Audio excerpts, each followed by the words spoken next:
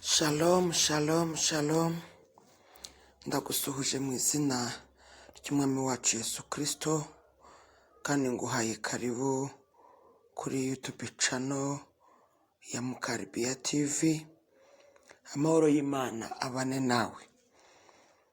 Reka dusenge Imana, twumve ijambo ry'Imana, twumve icyo Yesu adushakaho. Turagushimiye kuri mwiza, kandi ko imbabazi zawe zoraho ibihe byose. Twuguruye imitima yacu kugira ngo uvugane n'ubuzima bwacu, kandi ikiruta byose ubugingo bwacu. Dushoboze guhagarara mu mugambi wawe, kandi uturinde kugwa isari, kuko isarura riri hafi. Urakoze Kristo kuduhana umugisha n'abera bose, mu izina ryawe ryera. Amen. Reka dusome urwandiko rwa Timoteyo wa kabiri, ni igice cya kabiri, turasoma umurongo wa 19. Haravuze ngo Uwiteka azabe, kandi ngo umuntu wese uvuga izina ry'Uwiteka ave mu bidatunganye. Imana itugirire neza cyane. Uwiteka abe. Nkuzaniye intego y'ijambo ivuga ngo tuzirikane ibyo dukora. Icyo nimo nibaza, nakwibaza nawe ukibaza ngo mbese Imana yawe uyiha ibimeze biti? Kabiri, mbese uyiha ibibi cyangwa uyiha ibyiza? Hari agatekerezo ndibwifashishe k'umugore umwe w'umupagani, ariko nimvuga w'umupagani uhite wumva babandi bakorana n'ibigirwamana. Ngo igihe kimwe yari ahagaze ku nkombe y'uruzi, azanye igitambo akizaniye ibigirwamana byabo byo mu mazi. Yari ahagaze afashe abana babiri, umwana umwe yari uw'umushishi mwiza uteye imbabazi, undi ari umunanu usa n'urwaye bwaki.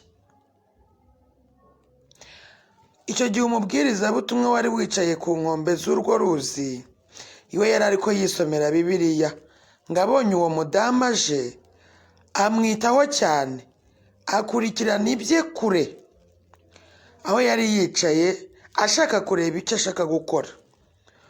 ngo nukabona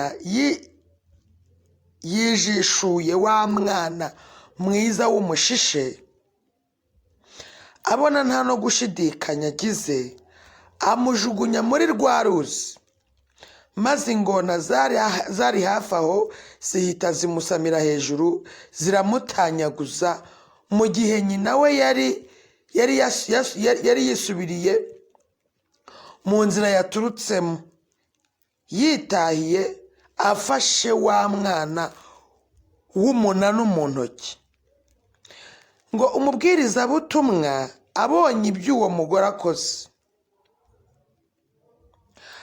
afatiraho amwirukaho kugeza aho amufatiye, amubwira arakaye cyane ati, ibyo umaze gukora ni ibiki? Abona wa mugore amusubizanyije umutima utuje, nkaho nta kibazo akoze. Ati, ni ituro nari ngiye gutura imana zacu. Undi arongera aramubaza ati, uriya mwana mwiza umuhoye iki? Nawe aramusubiza ati, erega ibyiza nibyo dukwiye guha imana zacu, si ibibi. Ngo nuko amara akanya amwitegereza atangaye cyane. Nuko uwo mugore aza guhindukira asubira iwabo. Ubwo uwo mugore yamaraga kumubwira atyo, yamweretse uwo mwana w'uruzingo nk'ikibi kimukwiriye. nuko umubwirizabutumwa yubika amaso, arekeraho kongera kugira icyo amubaza, cyane umutimanama we warimo umukubita ngo wabonye uko abapagani bagenzereza imana zabo. Nshuti bakundwa ba Yesu Kristo, mureke tuzirikane ibyo dukora. Hari abantu benshi baha Imana ibisigazwa, hari abayiha ibyo bagaye, hari abayiha ibyo abandi banena, hari abayiha amaturo nk'inoti zacikaguritse naho inzima bazihunitse, hari abahereza Imana uduceri tw'ifaranga twa 5, tw'icumi, twa 20, naho inoti zizingiye mu mufuka. Umenye ko ibyo ukora byose bizagira ingaruka, kandi n'umutima ubikorana wishushanya mu ijuru. Ibyari mu mutima igihe wabikoraga. Mureke dukorere Imana, dutange natwe tuzahabwa. Urugero rwiza rutsindagiye, rucugushije, rusesekaye nirwo tuzagererwamo, kuko urugero tugereramo ari rwo tuzagererwamo natwe. Niko umwanditsi wa Bibiliya yavuze mu butumwa bwiza bwa Yesu, ko bwanditswe na Luka igice cya 6:38. Nkanjye hari ikintu kiza kimbabaza cyane. Hari nk'abayobozi b'amatorero cyangwa se b'amadini batunzwe n'ibyera, ndavuga amaturo n'imigabane, ariko ntibakora iby'Imana ishaka. Hari abakristo bazi Imana ariko ntibakora ibirutwa n'iby'abapagani batazi Imana y'ukuri bakora. Turi mu kaga tudasabye Imana imbaraga zo kuba maso. Rero mwene data unkurikiye, reka gerageza wirinde ku bwawe kugira ngo udatembanwa ukava mu buntu bw'Imana. Imana ntabwo ikina, buri muntu azikorera uwe mutwaro. Abisirayeli bavuye muri Egiputa, abakuru barengaga 600,000, nuko bagomera Imana bari mu butayu. Uwiteka arababwira ati, aba bose nta n'umwe muri bo uzagera mu gihugu cy'i Kanani keretse Yosuwa na Kalebu bonyine. Umva ijambo Uwiteka yababwiye.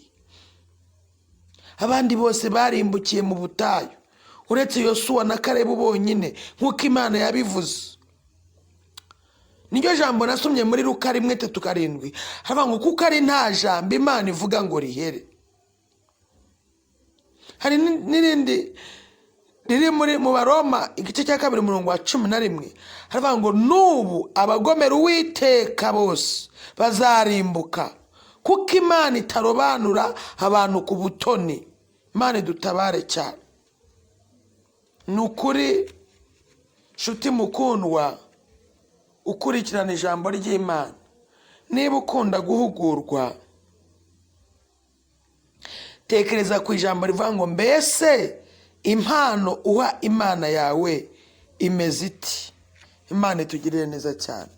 Turahirwa niba Uwiteka atatureba akadufata ukundi. Reka dusenge Imana. Yari Evangeliste Mukalibiya kuri YouTube channel ya Mukalibiya TV. Gerageza usangize abandi, ukore subscribe, ukore share, dukomeze duhugurane n'icyo Umwami dushakaho. Urakoze Mwami Yesu, turagushimiye. Ngaho dushoboze kwera no gukiranuka, dushoboze guhagarara mu murongo muzima, kandi abumva ijambo ryawe bahindurwe n'imiburo yawe. Nyemerera cyane ntaba ari nge, ahubwo izina ryawe rihabwe icyubahiro.